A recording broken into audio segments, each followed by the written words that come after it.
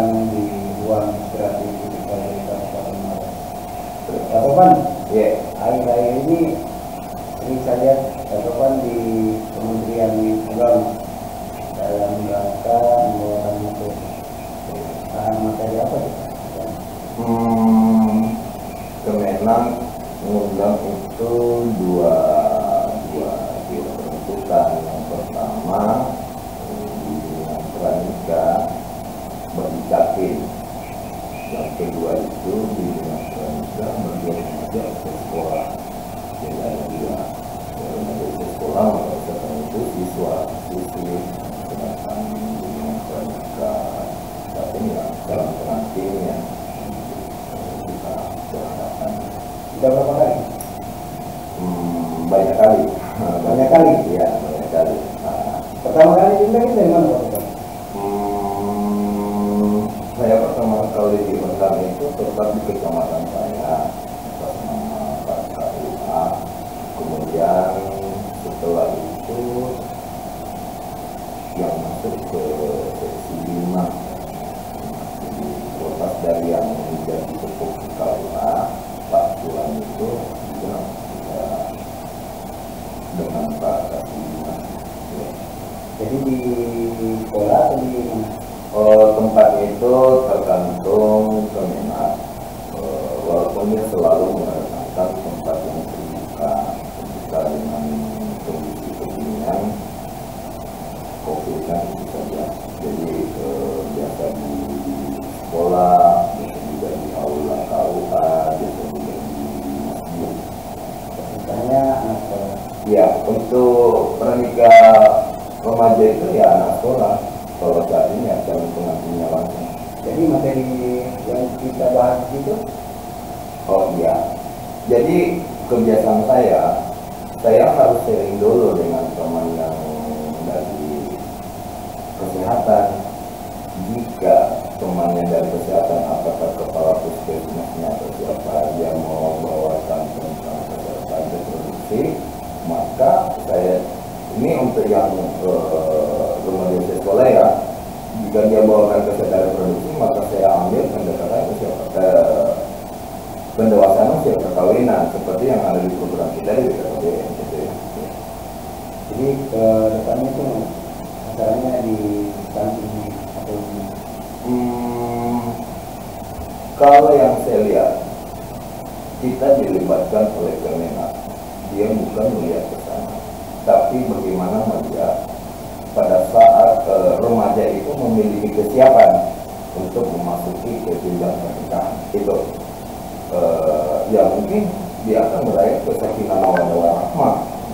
Demikian pula pada saat bercacing tujuan akhirnya juga akan bagaimana mensukseskan prosesi itu dan mampu menciptakan keluarga yang sakinah mawaddah warahmah. Walaupun di beberapa sesi saya selalu sisihkan itu materi stunting, apalagi hari ini kita masuk di fase menjadi sebuah rencana nasional. Kita sama-sama serentak melakukan upaya percepatan penurunan stunting. Jadi tetap saya sebutkan materi itu. jadi lebih ke Pak Edi ya. Iya. Jadi terus membagi waktu dari pekerjaan dengan undang-undang dari Kemenak gitu. Oh iya, sampai detik ini saya masih berterima kasih dengan tupoksi yang sudah disiapkan sama BKKBN dengan pangkat dan jenjang yang hari ini itu terakomodir di situ.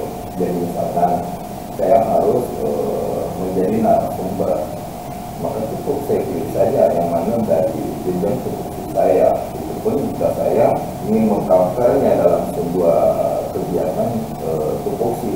Jika enggak saja. Kemudian persoalan atur waktu, ya pada-padanya saya mana kita jadwalkan siapa yang duluan, mana yang lebih mendesak, mana jaraknya lebih dekat, ya yang depan dulu dijangkau lah. Tapi kalau dalam membawa materi kan pasti ada target dari ini. Oke. Semua disiapkan gitu. Cuma dari awal saya nggak pernah melihat ke sana. Di, di, di, di, di sesi manapun saya selalu rasakan jika saya diajak jadi narasumber, maka yang terajak itu sebenarnya bukan Topan, tapi nuraninya saya memang merindukan remaja-remaja kedepannya itu bukan seperti orang kebanyakan. Tidak selalu saya rindukan, jangan pernah takut berbeda, jangan pernah lain dari yang sama itu, jangan pernah takut. Makanya istilah budget, istilah dan segala macam itu kan arahnya saya nggak pernah lihat ke sana. Saya nggak pernah. Biasa kan ada standar sendiri, kalau mati ingin membawa materi tertentu kan ada standar-standar. Kalau Pak Topan sendiri enggak. Pokoknya selama itu untuk sebuah kebaikan, selama itu untuk mensukseskan program sebuah instansi, mencerdaskan remaja-remaja, enggak masuk ke ranah itu, Pak. Enggak masuk. Kenapa Depak memilih Pak Topan untuk menjadi narasumber? Sedangkan kita tahu kan Depak punya penjual dalam tersendiri. Apa kriteria atau pemikiran tersendiri dari Depak untuk Pak Topan membawakan materi ini? Oh iya, jadi gini Pak. Depak bukan ngajak saya bukan karena miskin narasumber, tapi memang dia membutuhkan pemahaman, ide dan masukan yang lain, gitu. Seperti kenapa diundang dari BKKBN, misalkan saya, kenapa diundang dari DPS, teman-teman yang kepala puskesmas, karena memang kita semua punya gawaian materi masing-masing, gitu. Makanya di awal tadi saya bilang, jika Pak Kapus, Ibu Kapus, Pak Dokter, Ibu Dokter itu membawakan tentang reproduksi, dia lebih kepada tinjauan medis, dan saya tetap punya gawaian membahas kesehatan reproduksi dari segi promosi. Yuk kenali diri kita, yuk hindari yang ini. Gimana cara teknis pendekatan didik, datanglah si Pak Dokter, Ibu Dokter itu. Jadi kita semua punya ruang sesuai dengan kita dari instansi mana. Jadi kita nggak pernah bentuk-bentukan, tuh itu materinya saya, enggak. Semua, apalagi pada saat orang masuk ke ranah stunting. Stunting itu adalah wacana universal. Wacana universal. Salah satunya pada saat dia harus diklaim pemilik satu keilmuan, paling sih ilmu gizi, saya bilang. Padahal stunting itu lebih kepada perilaku, Jadi misalkan saya, Pak Kahar yang dari BKKBN tetap wajib menumpahkan ide, saran, masukan yang baik. Bagaimana sih upaya supaya stunting itu bisa dicegah? Jadi lebih banyak ke kesehatan reproduksinya untuk mahasiswa, mahasiswa, atau ada di luar daripada mereka yang maksudnya banyak. Oh enggak, tetap konteks kajian saya ya pada saat acara-acara Kemenak gitu ya. Tetap enggak. Jadi sasaran yang saya tahu sampai detik ini, yang saya biasa diajak terlibat, kalau bukan dengan calon pengantin, maka remaja usia sekolah, konteks pernikahannya, responnya juga. Iya, makanya pernah tidak Pak Topan kejadian yang yang berkesan selama roadshow di berkesan itu banyak, sedikit dari yang banyak yang saya merasakan bahwa ternyata remaja-remaja kekinian dia banyak melihat dan banyak mendengar saja, tapi dia nggak tahu secara detail. Semisal dengan pada saat saya berhadapan dengan anak usia sekolah, saya nanya, yang mana sih yang namanya alat reproduksi? dia cuma nunduk. Lantas saya ganti, yang mana alat kelamin, loh tiba-tiba wajahnya bercahaya gitu. Tapi pada saat saya bahasakan yang mana sih yang dimaksud, saya tidak bahasakan mana yang disebut. Coba sebutkan alat reproduksi atau alat kelamin. Saya nggak bilang begitu. Apa sih yang dimaksud? Nah, saya lebih kepada merindukan definisi-definisi dari adik-adik. Di situ mereka lemah gitu. Makanya dia lebih banyak melihat saja, lebih banyak menggunakan telinga, tapi tidak pernah mengeksplor apa yang dia lihat dan apa yang didengar. Benar. Kalau kita tahu kan remaja, kalau kita berbicara tentang expo itu lebih banyak diamnya, interaksinya. Betul. Nah, triknya sendiri, apa? Oke, maka untuk memotivasi mereka dan membuat mereka nggak malu-malu bercerita tentang dirinya, saya membangun kesepakatan sebelumnya. Saya bilang, hari ini di tempat ini kita akan berbicara tentang edukasi, bukan berbicara cabul.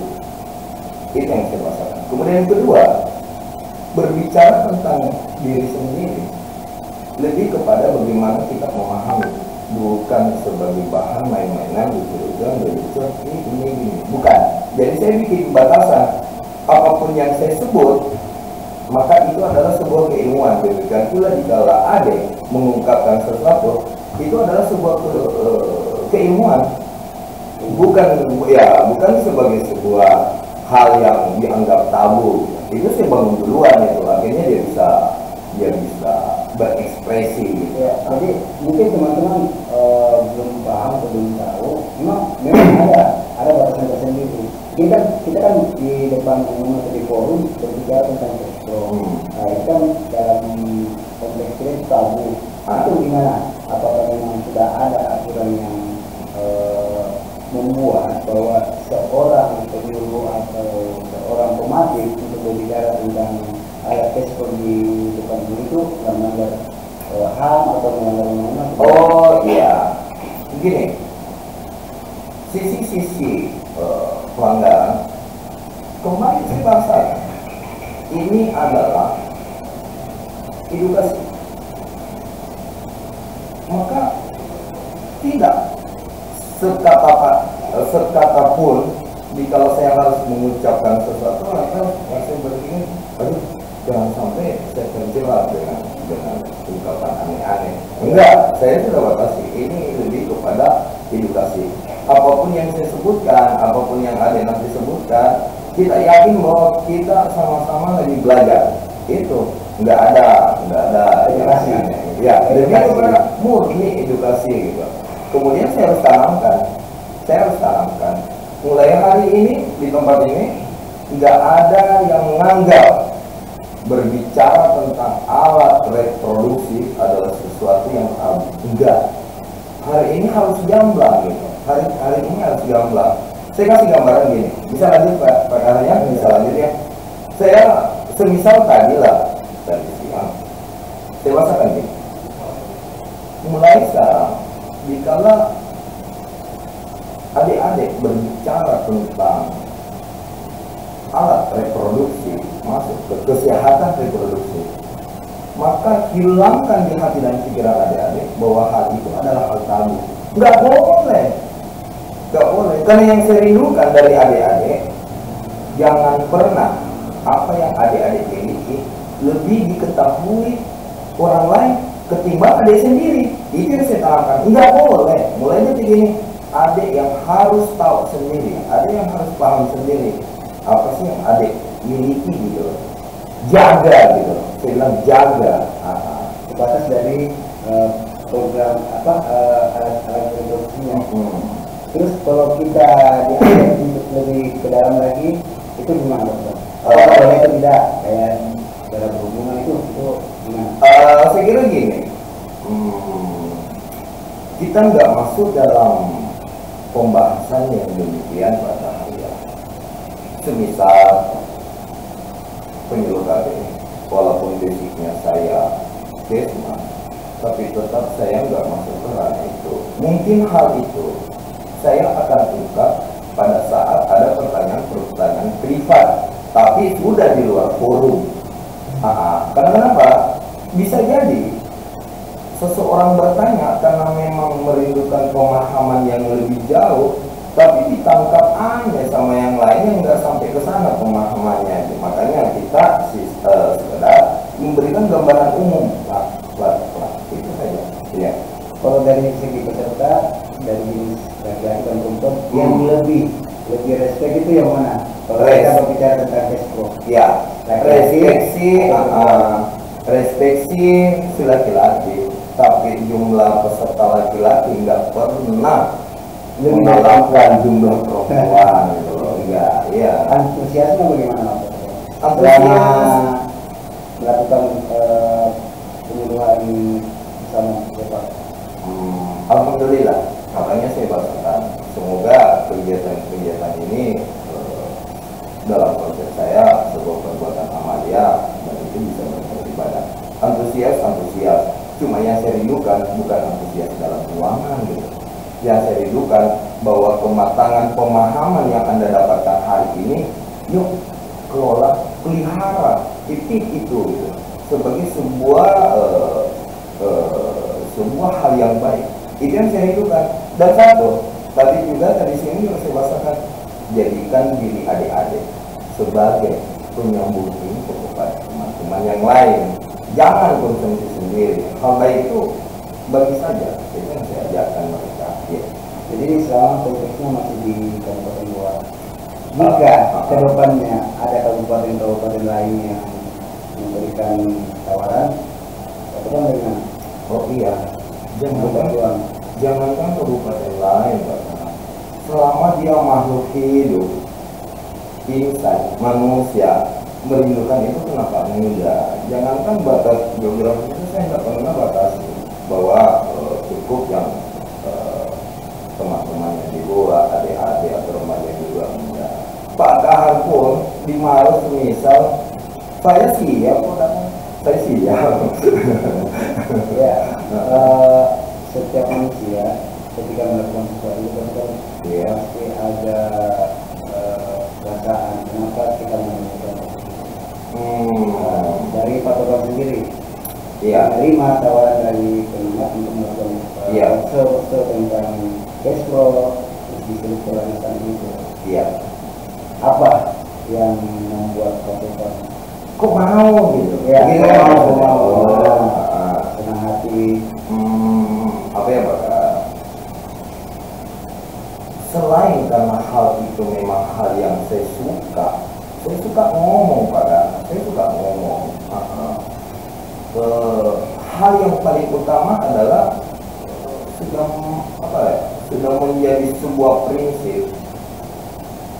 Jika memang ada hal baik yang saya tahu, wajiblah kita harus sharing gitu. Itu saja.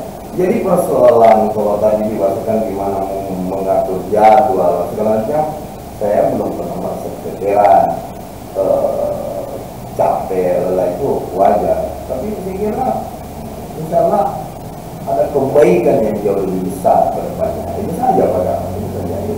Tidak salah. Tidak Allah. Saya bilang ilahi wa rasulih. Saya bilang gitu. Terus kalau patokan di Kemenag otomatis kan ada bahasa kedua, merespon atau mengcover bahasa-bahasa seperti itu. Patokan sendiri itu bagaimana? Yang sembahyang gimana? Kan kalau saya gitu, kan karena di Kemenag upload lagi. Kenapa sih nggak di BKKBN sendiri?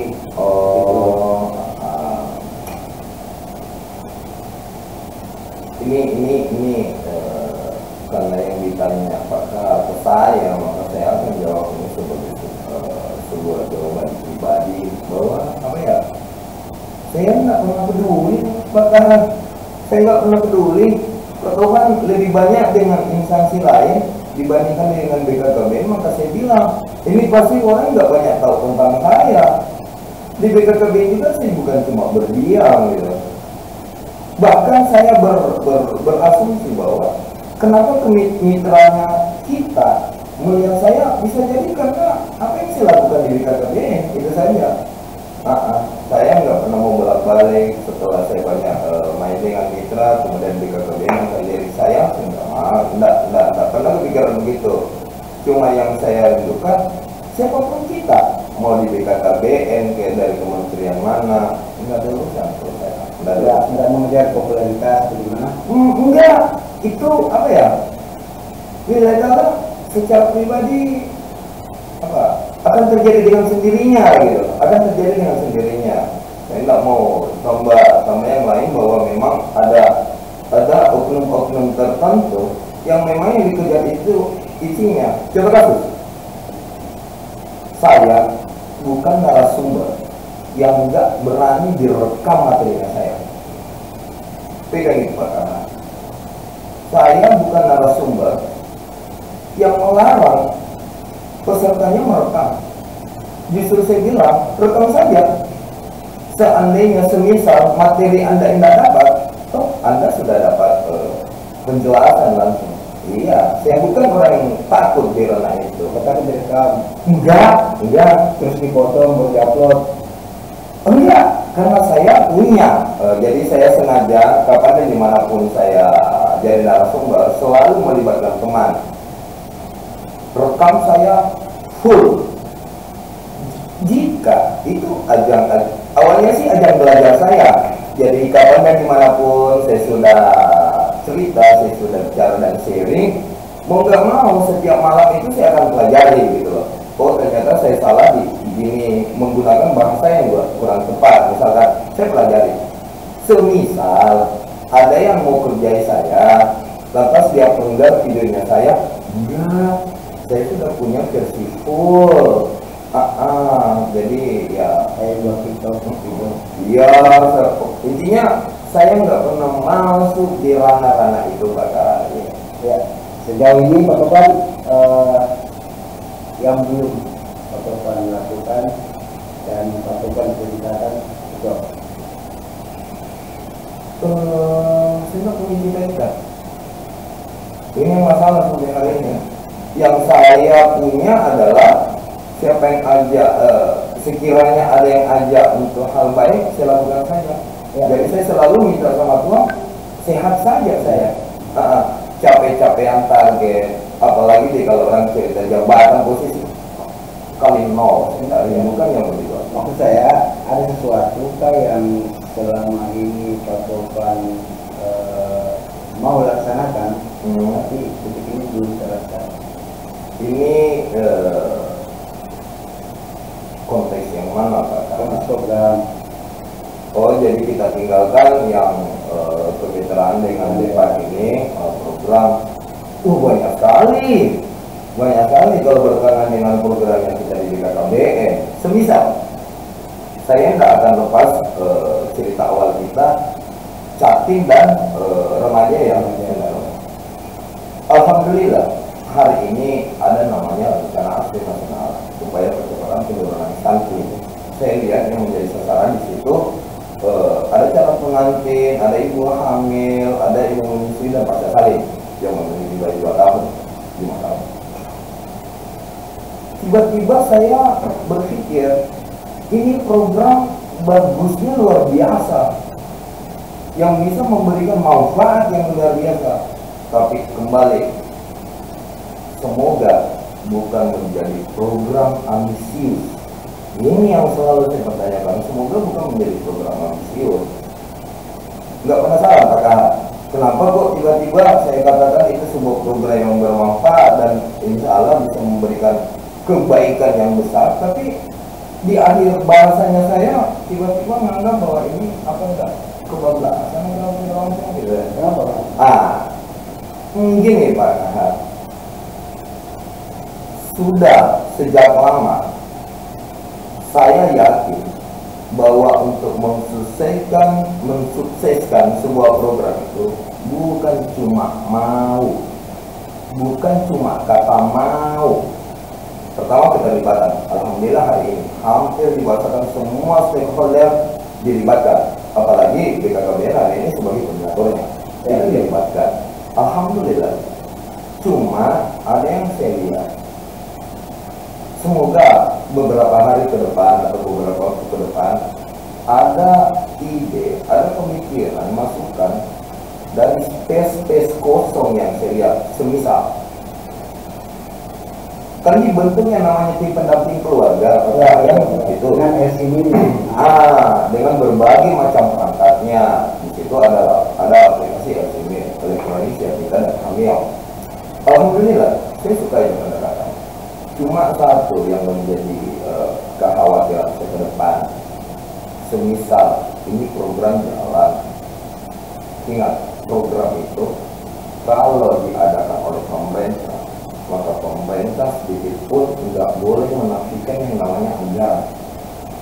Ini program nasional. Namun di lapangan yang saya lihat, sedikit banyaknya kemudian pemerintah sudah ada dengan memberikan budgeting terhadap kinerjanya teman-teman PPK itu. Yang saya khawatirkan, sekali lagi saya khawatirkan keberlangsungan dua hal, keberlangsungan budgeting dan keberlangsungan menjalankan program itu. Entah kenapa, saya tiba-tiba khawatir di dua titik itu, keberlangsungan budgetnya dan keberlangsungan semangat dan motivasi teman di lapangan. Itu yang saya khawatirkan. Ya. Kalau Bapak khawatir pasti punya alasan tertentu. Ya. Tapi yang saya rindukan kali ini, Pak Gara, nggak usah gali kekhawatiran. Yang saya rindukan adalah apa sih solusi yang kemungkinan saya bisa sumbangkan gitu. Ide apa kira-kira? Kekhawatiran jangan sampai kita tergolong dengan kekhawatiran tapi tidak pernah action gitu. Ya mungkin di kesempatan ini Pak Peton bisa. Boleh. Semisal, menurut saya bumi itu tidak akan pernah habis tubuhannya. Beda dengan budgeting gitu. Jawab satu kan, kenapa saya khawatir ketersediaan budget penganggaran program dengan motivasi teman PPK di lapangan. Bumi sudah hampir dipastikan nggak pernah habis. Beda dengan anggaran, Pak Kahar. Nah, itu poin pertama yang saya sebut. Kedua, masalah motivasi teman di lapangan. Dia itu merindukan semacam supporting non material saja, bukan cuma material yang dirindukan itu teman. Semisal butuh semacam supporting edukasi. Itu jangan pernah hilangkan, Pak. Itu jangan bahwa dengan jalannya ini program, ayo kita ngumpul, ada pelatihan gini, maka silakan bertebaran menjalankan pekerjaannya. Anda itu nggak boleh. Harus senantiasa di backup dengan pemahaman. Asumsinya sederhana, apa sih nggak berubah setiap hari? Nah itu, jadi harus ada pendekatan terus dari kita si yang ngaku ingin mensukseskan program ini. Dua saja itu yang saya rindukan, harus ada backup support edukasi terus senantiasa. Apalagi ketika yang terlibat itu adalah ada bidangnya, ada PKK-nya dan ada KDRT-nya, KDRKB-nya ya. Dan tanggung jawabnya ininya. Ya, itu butuh dua supporting itu yang saya rindukan. Butuh konsisten dalam. Betul, bahasanya ya, bahasa paling asing itu bahasa konsistensi terhadap program itu. Ya. Kembali lagi, Pak kan punya program-program yang inovasi tentang stunting. Membuat lagi atau sementara berpikir untuk membuat atau bagaimana? Kalau saya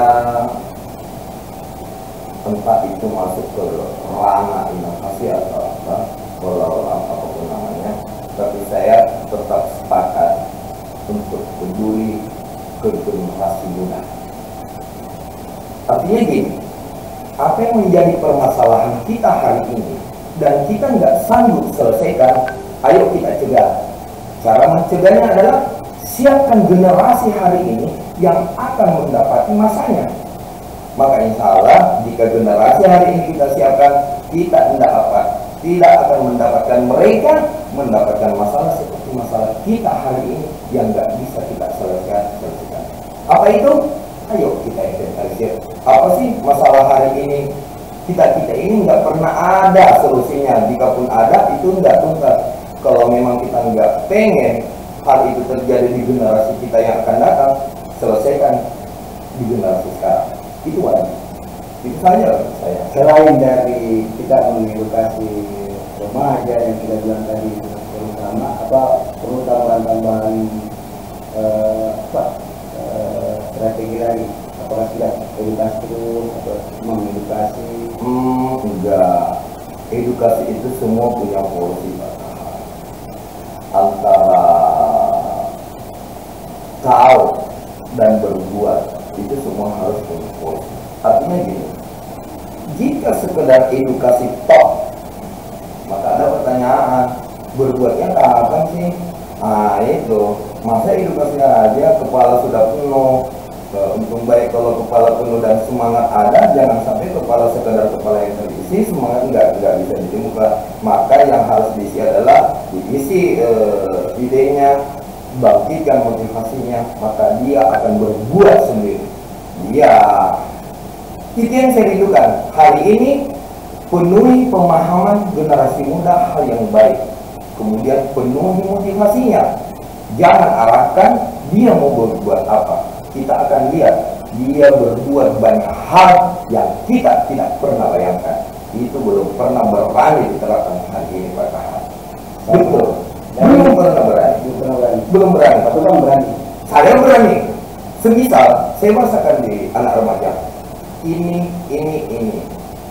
Ilmunya ini. Masa kan yang nggak termotivasi ingin membanggakan orang tua? Tidak satupun anak tidak punya sedikit keinginan itu membanggakan orang tua. Jika dia bertanya, gimana caranya? Anda yang punya jalan. Maka pada saat itu dia merasa saya memberikan mereka kemerdekaan berekspresi, kemerdekaan menampilkan hal terbaik. Jangan dibatasi, karena kita batasi mereka karena kita punya pengalaman gaya kita saja dulu. Kita nggak pernah seimajinasi dia gitu. Coba bayangkan, Pak. Ada ide-ide remaja hari ini yang bisa jadi bagi kita ini, Pak, bisa. Ya usah, jangan ikut campur dengan ide itu.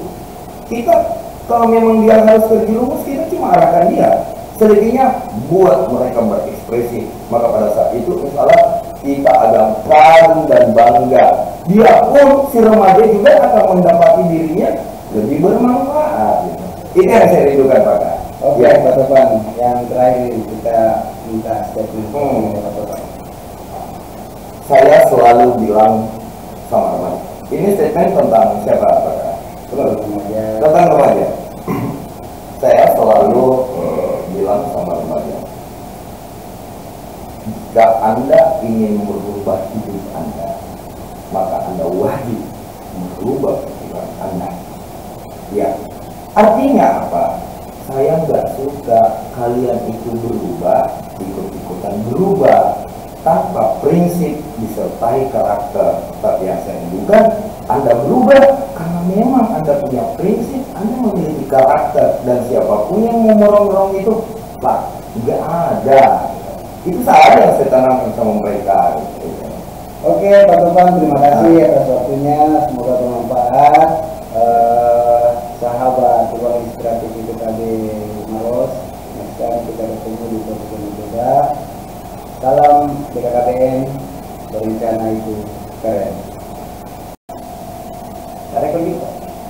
Oke.